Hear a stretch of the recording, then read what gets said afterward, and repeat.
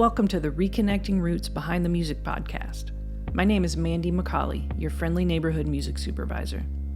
Joining me is Gabe McCauley, our TV show host, and my house bandmates, Dillon, Hodges, and Heidi Feek.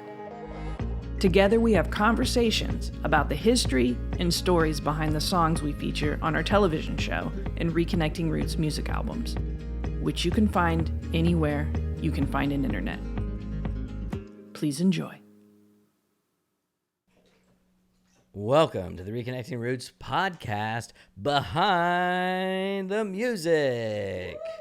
In this edition, we'll be talking about Play a Simple Melody.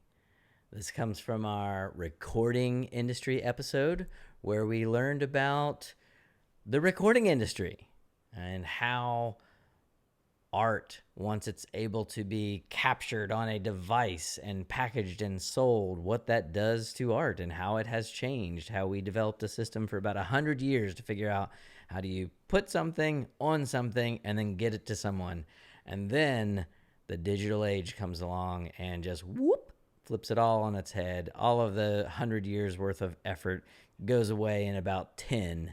And we're introduced to the cloud and ones and zeros and technology, and that's good, but, you know, what does it bring with it? The pains, the growing pains. But anyway, Play a Simple Melody. That's why we're here. We have with us, I'm the host of the television series Reconnecting Roots that you can watch on PBS, and I've got with me the house band for our show, and part of the house band is the music supervisor right here, Mandy McCauley. Hey, thanks for having me on this show. Yeah. Woo! Yes. And all the way from Florence, Alabama, we have firekid, the other husband and wife duo. Tell us about yourselves. Hi, I am one half of firekid. My name is Heidi Feek. I have blonde hair, blue eyes. I enjoy Reconnecting Roots and my fellow band members. Here's one right now. I also enjoy when Roots reconnect. Yeah. My name is Dillon Hodges, and I play some of the instruments in the Reconnecting Roots house band. Yes, you do. All right, well, let's get right to it, folks. In this episode, we're going to be talking about Play a Simple Melody. Anybody know anything about this song? Anybody want to give us a little history lesson here? I could. Oh, that's great. Go for it. Let's go to the band member with the laptop, please. Yeah. Well, Play a Simple Melody was written by Irving Berlin. Does anyone know who Irving Berlin is? Yeah, I think I heard of him. He wrote a couple songs. He's a very prolific songwriter. But he wrote this for like a musical review in, let me look. I think it was like 1915 and 1914 maybe. And it just, as songs do, as we talked about in the last episode, it just kept evolving and then ended up in a movie which was also like a review movie called There's No Business Like Show Business with Marilyn Monroe and Donald O'Connor and Ethel Merman, I believe. And it's evolved from some different things, but there's a couple of things to note about this. And one is that it was written in the style of rag. Good old ragtime. That's right, because it was written in the heyday of ragtime. Yeah. And if we want to talk about ragtime and go down that route, we could talk about Scott Joplin, who wrote some of the most famous rags. Oh, here we are with Dillon Hodges. I'm guessing about to pull out some rag. Would you mind, Dill? I'm going to be... Or do you need to tune? No, I should be good.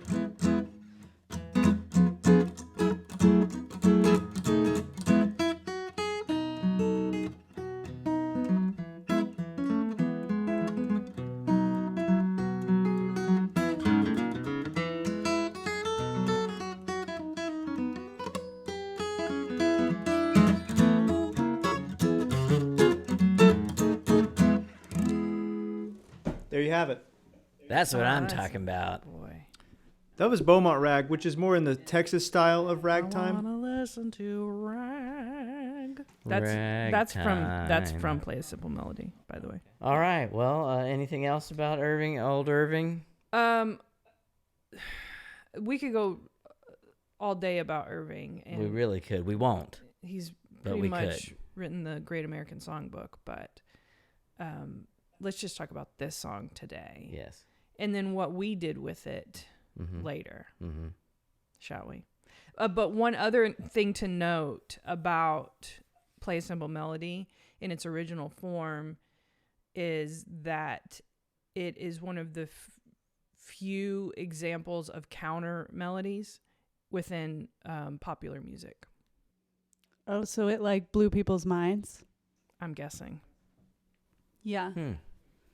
I wasn't there, but I'm guessing it did. Mm-hmm. Maybe it was like their rock and roll. Didn't know that. So not Interesting only fact. was it a ragtime song, but it also had counter melody. Dang. Wow. And so lyrically, what's happening here in this song? Anyone? In the original? Oh, yeah. The OG. Well, see, this is where it gets touchy. Uh-huh. This is one of the reasons why on the album we want to say these songs in their original forms can be and or are offensive. And that is because this was written in a different time.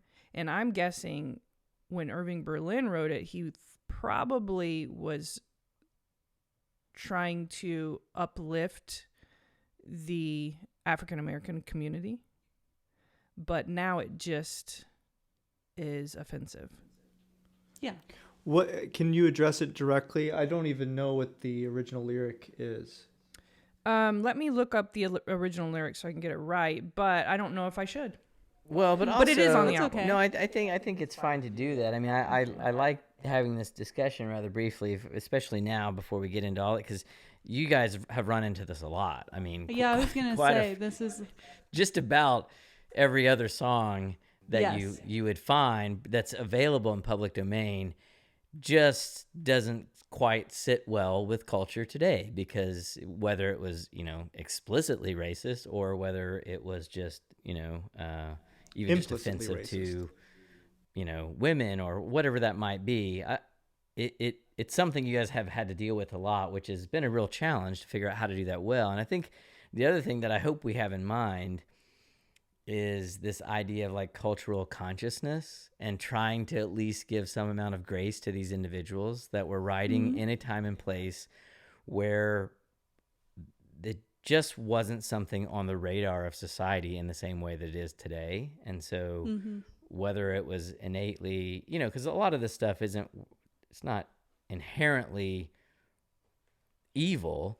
It's just like, ooh, it's not that's appropriate getting a little these touchy days. there in terms of, yeah, right. So we've, as a society and culture though, we've changed, right? And so trying to still be able to honor and give grace to these individuals that at one time were probably doing the best they could with what they knew how to do, but yet also sort of trying to adapt it to today.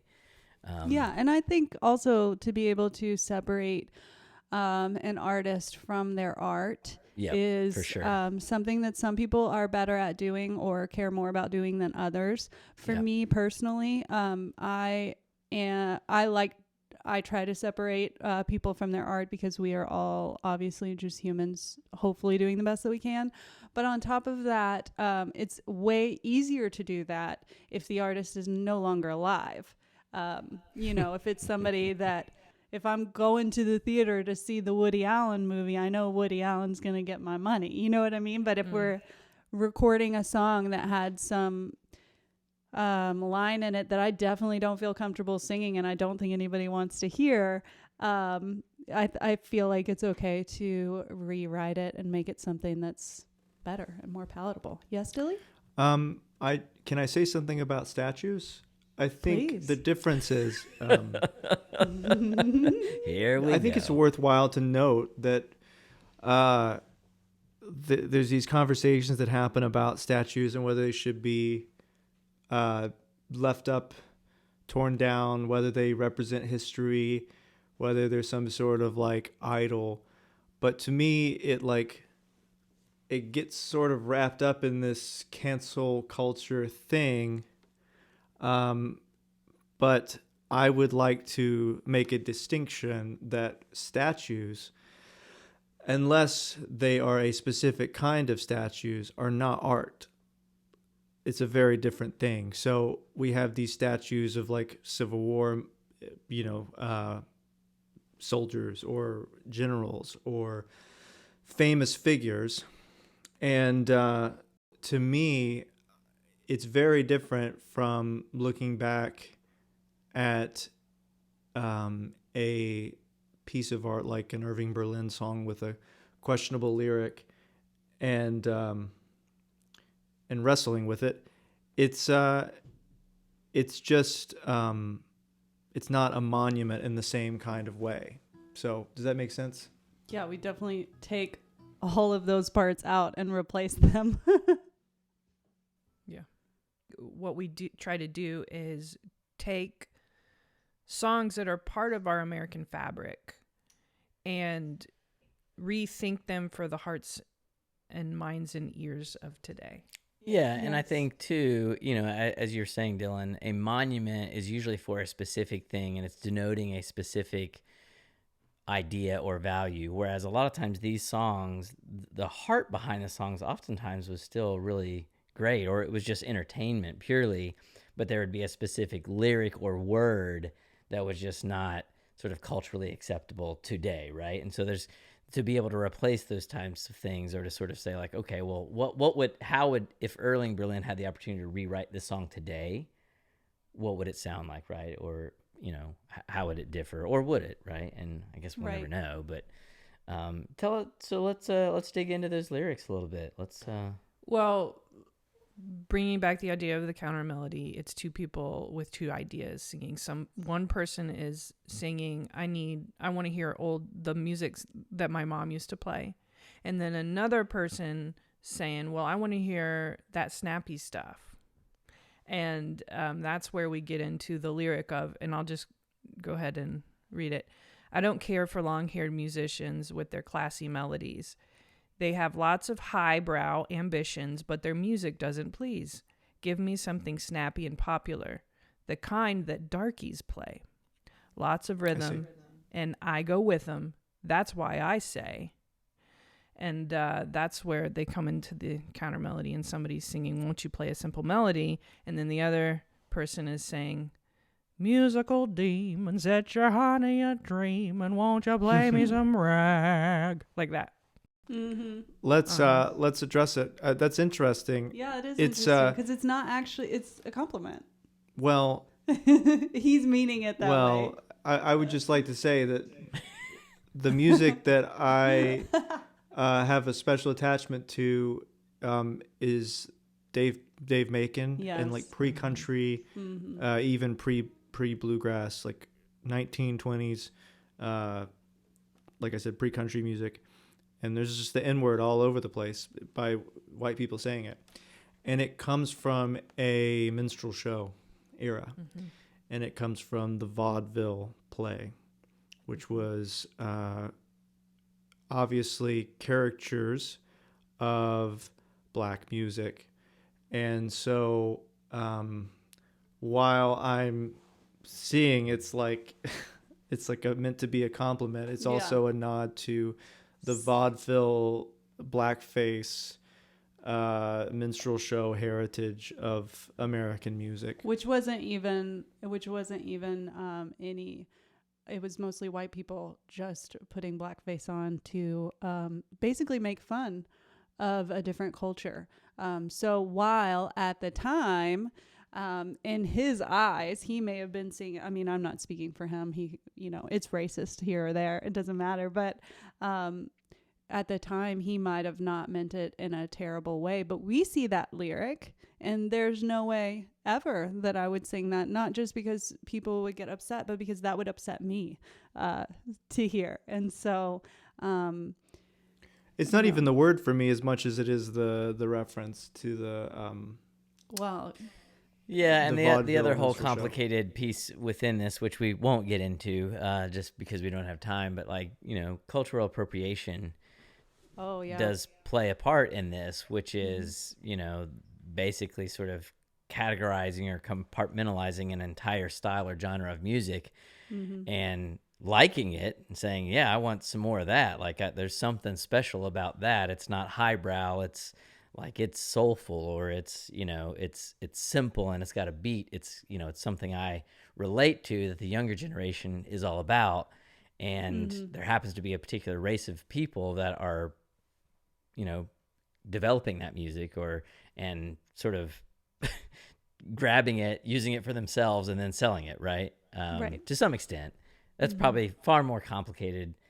I think we could talk about appropriation. I mean, for hours. appropriation is super important, though. I mean, if we want to just quickly address it, I think all music is appropriative, and in the context of, it's all borrowing from something that came before it. Like, That's but right.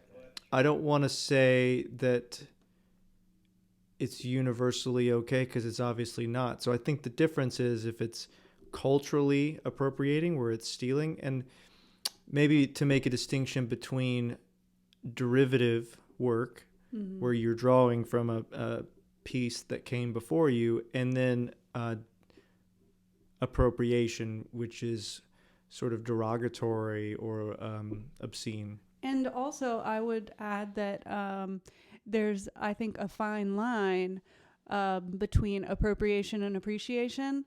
And I think a big difference there can be the intention behind what you're doing. Sure. If you are taking something and appreciating it, or trying to add to it, or try to take part of it, I think you can do that. But when you are lifting up a stereotype of a specific culture, and especially if it's a negative stereotype, and pushing that forward in what you're doing, I look at that, and that's what I would consider appropriation. Now, if you're just taking something and you're inspired by it, or you want to take part of a community, or, make a type of music that existed before you were born, I think you're allowed to do that, and you can appreciate it. But some people, might.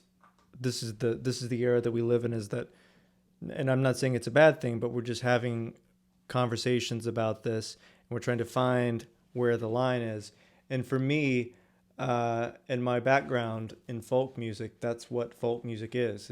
It's a mixture of black music and Celtic music and mountain people and southern black people, former slaves. It's a mixture of minstrel shows, roots music, Delta blues. It's just all over the place. So if we just say, if we say that these can't speak to one another, you can't, participate in other cultures, then you kind of choke off, any kind of growth, I think. And on top of that, it kind of defeats the purpose of music, which is what we've talked about before, of it just being a living, breathing thing. In the same way that restrictive laws over copyright legislation can sort of choke out any growth. If we can't, find where it's okay and where it's not, it's going to be difficult for creators in the future. Because at the heart of it, we could say, all modern music goes back to the Mediterranean, in the major scale. So it's the Greeks, or, what I'm saying? It Sure. can go back really far. But at the same time, I don't think, I think it's obvious and disgusting when white people use the N-word. So it's sometimes it's obvious, but sometimes, there needs to be a conversation, and we need to evolve, and we don't need to say,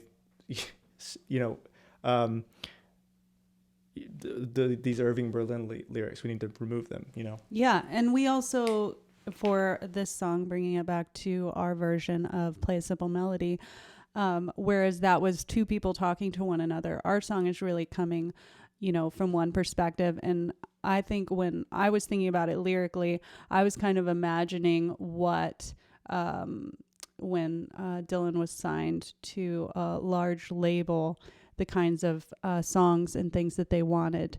And so just thinking about, play something that I recognize, play something simple. Don't play something too difficult for my ears. Just play something that's beautiful. And then we kind of trolled ourselves and tried to make it actually beautiful and something that we love. Yeah, don't be too smart.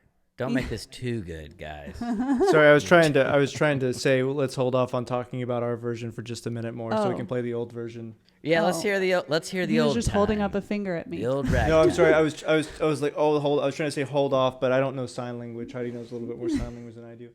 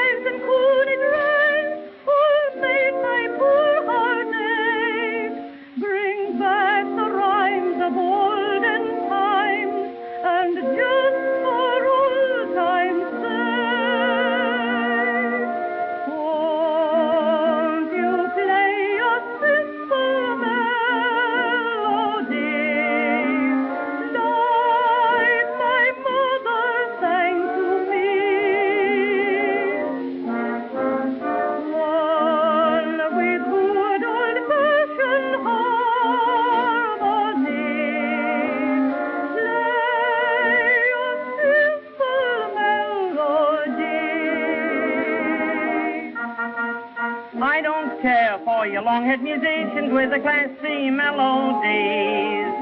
They're all full of high-toned ambitions, but the music doesn't please.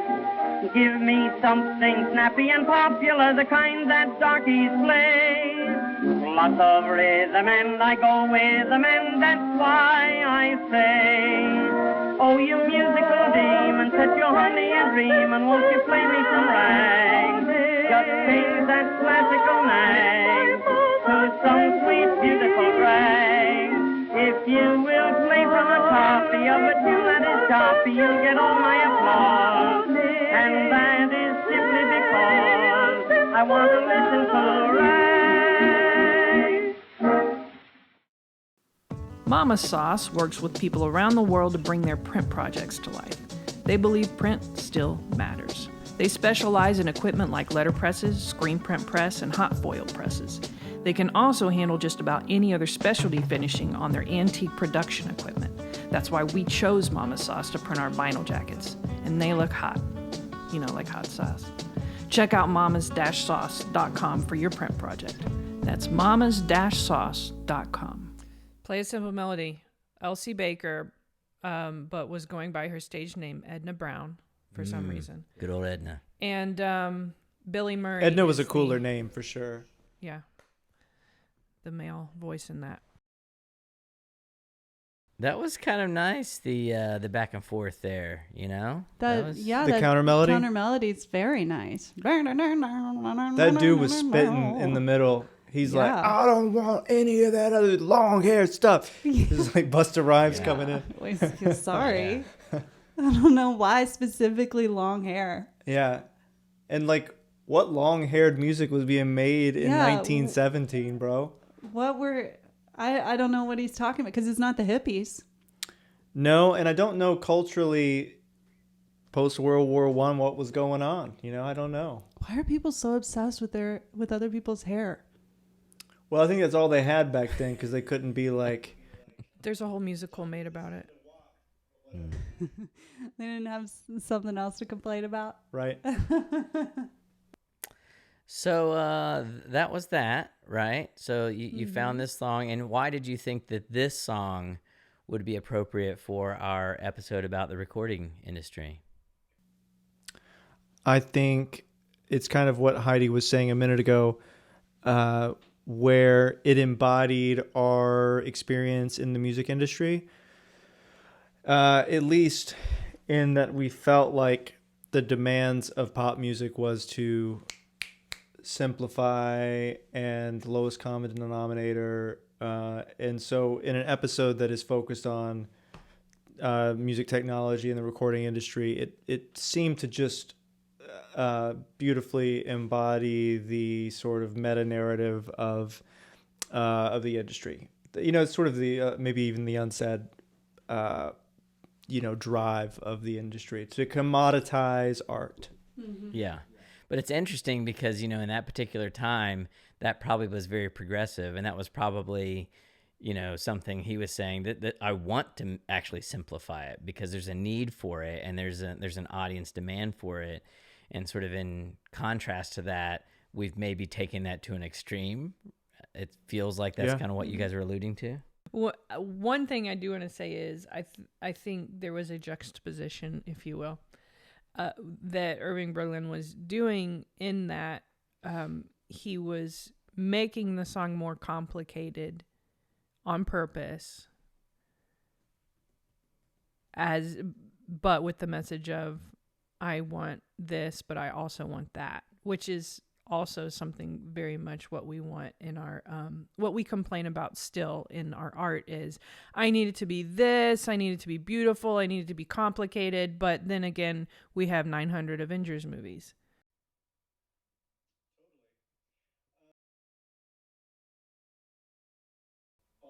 It was too far. I see also a thread of history where people always have something to complain about, as in you can always complain about the music that comes after your prime as losing something along the way, but the snake will always shed its skin and come into some new form of its previous self, just like the moon sheds its shadow, and it's the phases of human civilization can be embodied in the art that it makes. So I wouldn't really have any complaints about modern music or that maybe it's become oversimplified, because by any stretch of the imagination, folk music of previous generations, going back even centuries, maybe millennia, is hyper simple. And people complained about Cole Porter's songs in the 20s being provocative and simple, when opera was the music of the day, Richard Wagner or something, in the era of the middle 19th century going into the 20th century. So it's always tempting, I think, for people in press and media to look at the media of the music of the time with an eye towards the past and feel like there's some need to preserve it or to conserve it. But I don't think that's the necessary conclusion to draw. That's just my take. And on that note, I think we should listen to the newly reimagined Play a Simple Melody.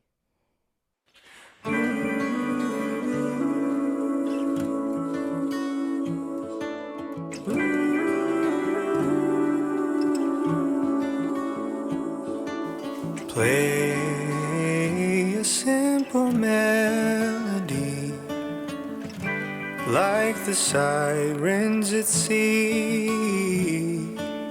Hypnotize me with your harmony. Play a simple melody.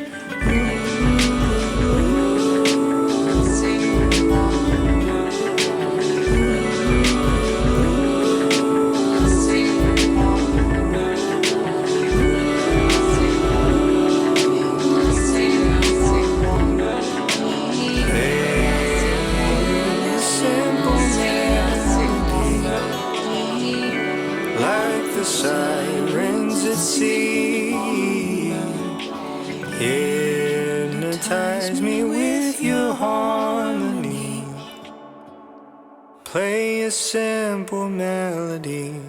Mm.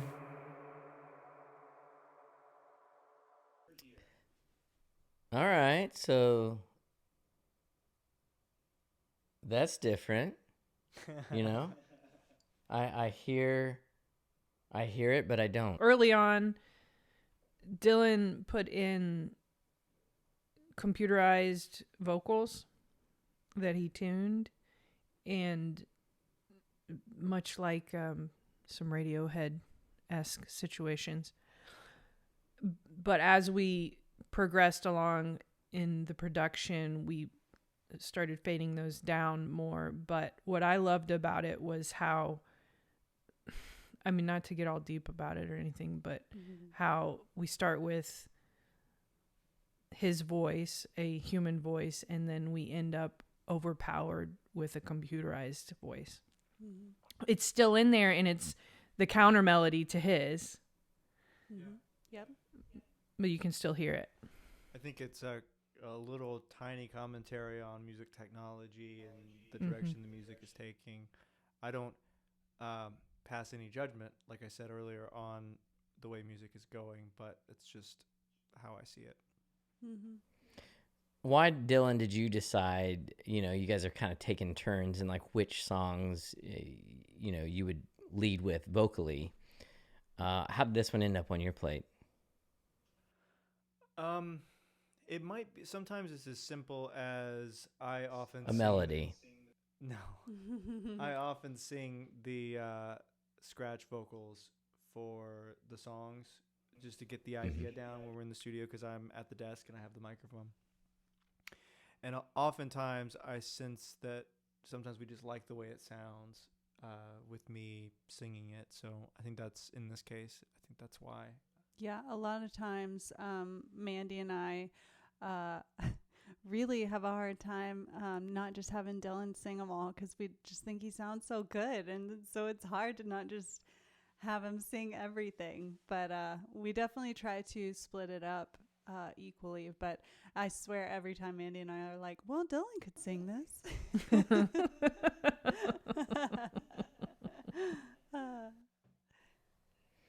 And do you feel like you guys, there's some juxtaposition here with some of the melody is not actually all that simple, the new melody that you've given it? I mean, in comparison, and yet the entire, chorus is play a simple melody, yet it's not all that simple. To me, I feel like we took any complexity out of it. I felt the opposite. In the end, I just felt like any complexity that was there lyrically, we took out, we took out almost all the words and put even simpler words in there.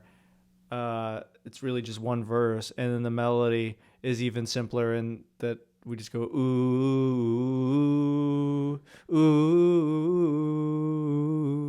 Yeah, but I think and because this is something that was actually brought up to me by someone else who's non-musician, similar to myself. If you required me to sing the melody back to you right now, I would not be able to do it. Oh, I can tell you why that is. I know why that is. Because it's not simple. Because you know what I mean? Like to me, to the untrained ear, it's not just the melody. The melody is simple. The melody is simpler than the original. But what has changed is the chords behind it are. It's a reharm. It's a reharmonization of the original melody. So I don't think it would be easy for someone to just pick up and sing it, because the chords behind it do not resolve the same way the originals do. So, for example, the original is basically a one chord, which is the ionic, mode. It's just the main major scale. But we chose to do it in Mixolydian mode, which is closer to Fleetwood Mac Dreams or something, where it's going 4/5 the whole time. So naturally, the harmony behind it is what is obfuscated, I think. It makes it sort of it makes the melody a little bit cloudier than it actually is. Mm-hmm. And when we performed it on the show, I actually sang that melody, that counter melody, live And I can say that I'm not very good at singing very complex melodies, but I did do that. So I feel like if I can do it, anybody can do it. Well, let's not say anyone. Well, Heidi, okay. I won't say maybe anyone. most. I won't say any. You know what? I won't say anything at all. I'll just say I did it, and maybe you can too, Gabe. Just try again. Well, just try one more time. Okay, here's a trial run. Play a simple. Wait. Play. Already done. No. See? It's not simple. If it was like hot cross buns, hot cross buns, meow, meow, meow, meow, meow, meow, meow, meow, hot cross buns. See, that's simple. I see where the You guys issue's are coming going in like, here. Play a simple melody. And then, ooh, ooh. Yeah, I think you're Like, it's I all think over you're the complicating place. I it. don't know where we're going. I think you're complicating it. Play. Of course I am. Play. A simple melody. Melody. It's just play. You're putting in too many words. It's too much, guys. It's like That's up funny. and down and I back guess and forth. our our opinions of what Changing the notes in the middle of the words. Yeah, I think You know, our it's not even opinions just of like- what simple is are maybe a little bit different. That's you know what? right. We're Hilarious. professional musicians, so that I guess it should Yeah. be that way. Yeah, I guess Take so. it. Yeah, You guys are professionals. It's not rocket science. Well, it's true. It's just a simple melody. that's right. Hey, thanks, guys. Anything else you want to add that's simple and melodious? Thanks for having us. Melodious. Thanks for having us again. Yeah, I love this you. is awesome. I love you. Well, I want to say this. Okay. I don't think it's thanks for having us because this is your podcast too. Well, thank you. Thank we're you. just we're just the whatever. house band. We're not the house. you know. Yeah. But we appreciate you guys including us in this because this is fun. Okay. Well, let's go get some snacks. Okay. I love you. Bye. Love you. Bye. Love you. Bye. Bye. You can visit reconnectingroots.com to buy our season 2 vinyl. Side A has the old-timey recordings, and Side B has our reimagined versions of the same songs. You can also find out how to watch our show on real live TV or on the internets at reconnectingroots.com. Thanks for listening. And I guess to make it look like we have meaning in this world, you could like and subscribe or leave nice reviews wherever you're listening to this podcast. Apparently right now, that's what success is supposed to look like. You know what? Make your own choices. Maybe go outside and experience nature. Look a human in the eye and have a conversation. Like and subscribe to humans in front of your face. Invest in them the way we all invested in Bitcoin in 2021. Except your currency is your time and love. Go do that. Go out and love. That sounds better. Okay, see you next time. Bye.